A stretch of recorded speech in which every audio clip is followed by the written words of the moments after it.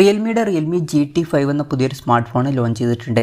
ഈ ഒരു വീഡിയോയിൽ നമ്മൾ നോക്കാൻ പോകുന്നത് റിയൽമി GT5 എന്ന സ്മാർട്ട് ഫോണിനെ പറ്റിയിട്ടാണ്. ആദ്യം നമ്മൾ ഫീച്ചേഴ്സും കാര്യങ്ങളൊക്കെ നോക്കുകയാണെന്നുണ്ടെങ്കിൽ റിയൽമി GT5ൽ 6.74 ഇഞ്ചിൻ്റെ 1.5K ഡിസ്പ്ലേ കൊടുത്തിട്ടുണ്ട്. ഫുൾ HD റെസൊല്യൂഷനേക്കാളും ബെറ്റർ ആയിട്ടുള്ള റെസൊല്യൂഷനും കാര്യങ്ങളൊക്കെ ഇതിൽ വരുന്നുണ്ട്. OLED പാനലാണ് ഇതിൽ ഉപയോഗിച്ചിരിക്കുന്നത്. പിന്നെ ഡിസ്പ്ലേയിൽ 144 ഹെർട്സിൻ്റെ റിഫ്രഷ് റേറ്റ് ഒക്കെ സപ്പോർട്ട് ചെയ്യുന്നുണ്ട്.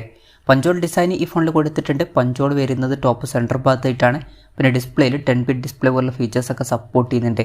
ഇതിൽ പ്രോ XDR ഡിസ്പ്ലേ ആണ് വരുന്നത്. ഏകദേശം 93.7% സ്ക്രീൻ ടു ബോഡി റേഷ്യോ ഈ ഫോണിൽ വരുന്നുണ്ട്.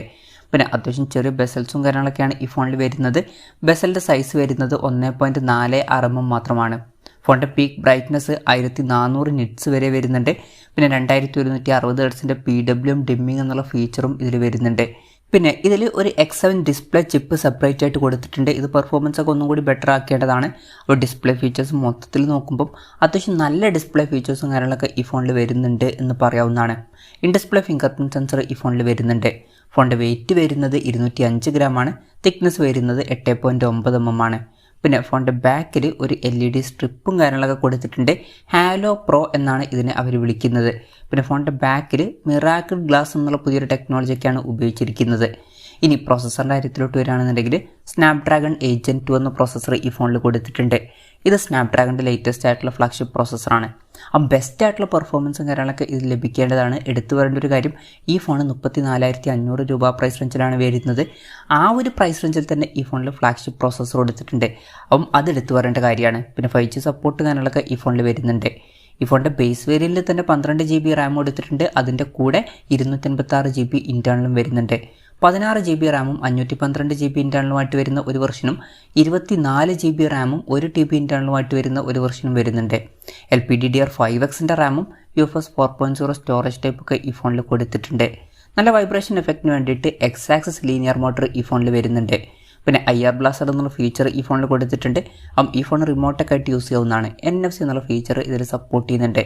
ഫോൺ വെട്ടം നീറ്റാതിരിക്കാൻ വേണ്ടിയിട്ട് 9 ലെയർ കൂളിംഗ് സിസ്റ്റം ഇതിൽ കൊടുത്തിട്ടുണ്ട്. പിന്നെ വേപ്പർ ചേമ്പറും കാര്യങ്ങളൊക്കെ ഇതിൽ വരുന്നുണ്ട്. സ്റ്റീരിയോ സ്പീക്കേഴ്സ് ഈ ഫോണിൽ വരുന്നുണ്ട്. ഡോൾബി അറ്റ്മോസിൻ്റെ സൗണ്ട് സപ്പോർട്ട് ചെയ്യുന്നുണ്ട്. ഹൈറസ് ഓഡിയോ ഒക്കെ സപ്പോർട്ട് ചെയ്യുന്നുണ്ട്. 3.5 mm ഓഡിയോ ജാക്ക് ഈ ഫോണിൽ കൊടുത്തിട്ടില്ല. ആൻഡ്രോയിഡ് 13 ബേസ് ആയിട്ടുള്ള റിയൽമി സോഫ്റ്റ്വെയർ ആണ് ഈ ഫോണിൽ വരുന്നത്. ഇനി ക്യാമറയുടെ കാര്യം നോക്കുകയാണെന്നുണ്ടെങ്കിൽ ഫോണിൻ്റെ പിന്നിൽ ട്രിപ്പിൾ ക്യാമറ സെറ്റപ്പ് കൊടുത്തിട്ടുണ്ട്. 50 മെഗാപിക്സലിൻ്റെ f1.88 അപ്പേഴ്സിൽ വരുന്ന മെയിൻ ക്യാമറ സെൻസറാണ് ഈ ഫോണിൽ വരുന്നത്. ഇത് സോണി IMX 890യുടെ സെൻസറാണ്. ഇതിൽ OS എന്നുള്ള ഫീച്ചർ സപ്പോർട്ട് ചെയ്യുന്നുണ്ട്. രണ്ടാമത് 8 മെഗാപിക്സലിൻ്റെ f2.2 അപ്പേഴ്സിൽ വരുന്ന അൾട്രാ വൈഡ് ആംഗിൾ ലെൻസും ഇതിൽ കൊടുത്തിട്ടുണ്ട്. ഇതിൻ്റെ ഫീൽഡ് ഓഫ് വ്യൂ വരുന്നത് 112 ഡിഗ്രിയാണ്. മൂന്നാമത് 2 മെഗാപിക്സലിൻ്റെ f2.4 അപ്പേഴ്സിൽ വരുന്ന മാക്രോ ലെൻസാണ് കൊടുത്തിരിക്കുന്നത്. സെൽഫി ക്യാമറയുടെ കാര്യം പറയുകയാണെന്നുണ്ടെങ്കിൽ ഫ്രണ്ടിൽ 16 മെഗാപിക്സലിൻ്റെ f2.45 അപ്പേഴ്സിൽ വരുന്ന സെൽഫി ക്യാമറ എടുത്തിട്ടുണ്ട്. ബാറ്ററിയുടെ കാര്യത്തിൽ 2 വെർഷൻസ് വരുന്നുണ്ട്. ഒരു വെർഷനിൽ 5240 mAhൻ്റെ ബാറ്ററിയാണ് കൊടുത്തിരിക്കുന്നത്. അതിൽ 150 വാട്ടിൻ്റെ ഫാസ്റ്റ് ചാർജിങ് സപ്പോർട്ടും വരുന്നുണ്ട്. എന്നാൽ മറ്റൊരു വെർഷനിൽ 4600 mAhൻ്റെ ബാറ്ററി വരുന്നുള്ളൂ. പക്ഷേ അതിൽ 240 വാട്ടിൻ്റെ ഫാസ്റ്റ് ചാർജിങ് സപ്പോർട്ട് വരുന്നുണ്ട്. ഈ ഒരു വെർഷൻ എന്ന് പറയുന്നത് 24 GB റാം 1 TB ഇൻറ്റേർണൽ വെർഷൻ്റെ കൂടെ മാത്രമേ കിട്ടുന്നുള്ളൂ.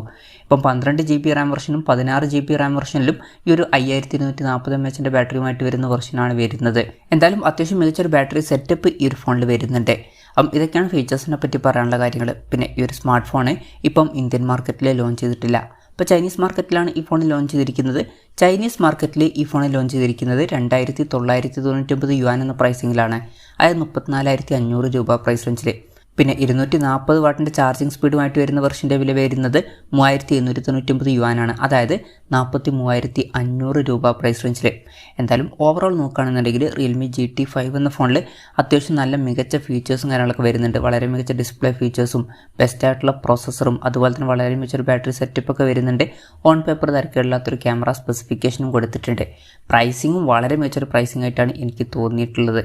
ഇനി ഈ ഫോൺ ഇന്ത്യയിൽ ലോഞ്ച് ചെയ്യുമെന്ന് വെച്ചാൽ ചിലപ്പം ലോഞ്ച് ചെയ്തേക്കാം. എന്തായാലും കൺഫർമേഷൻസ് ഒന്നും ഇപ്പം പുറത്ത് വന്നിട്ടില്ല. അതിനെപ്പറ്റിയിട്ടുള്ള ന്യൂസുകളൊക്കെ വരികയാണെന്നുണ്ടെങ്കിൽ അതിനെപ്പറ്റിയിട്ടുള്ള വീഡിയോസൊക്കെ നമ്മൾ ചെയ്യുന്നതായിരിക്കും. അതുപോലുള്ള വീഡിയോസ് കാണാൻ താല്പര്യമുണ്ടെന്നുണ്ടെങ്കിൽ ഈ ചാനൽ സബ്സ്ക്രൈബ് ചെയ്യാവുന്നതാണ്. എന്തായാലും റിയൽമിയുടെ റിയൽമി GT5 എന്ന പുതിയൊരു സ്മാർട്ട് ഫോൺ ഇപ്പം ലോഞ്ച് ചെയ്തിട്ടുണ്ട്.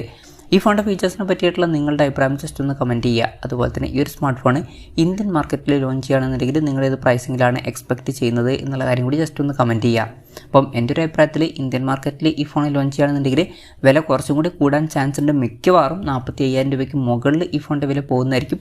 ചിലപ്പം ഒരു 50,000 രൂപ പ്രൈസ് റേഞ്ചിൽ വരെ എത്തിയേക്കാം. കൺഫർമേഷൻസ് ഒന്നുമല്ല, ജസ്റ്റ് നമ്മുടെ ഒരു എക്സ്പെക്റ്റേഷൻ പറഞ്ഞു എന്നേ ഉള്ളൂ. എന്തായാലും നിങ്ങളുടെ അഭിപ്രായം ജസ്റ്റ് ഒന്ന് കമൻറ്റ് ചെയ്യുക.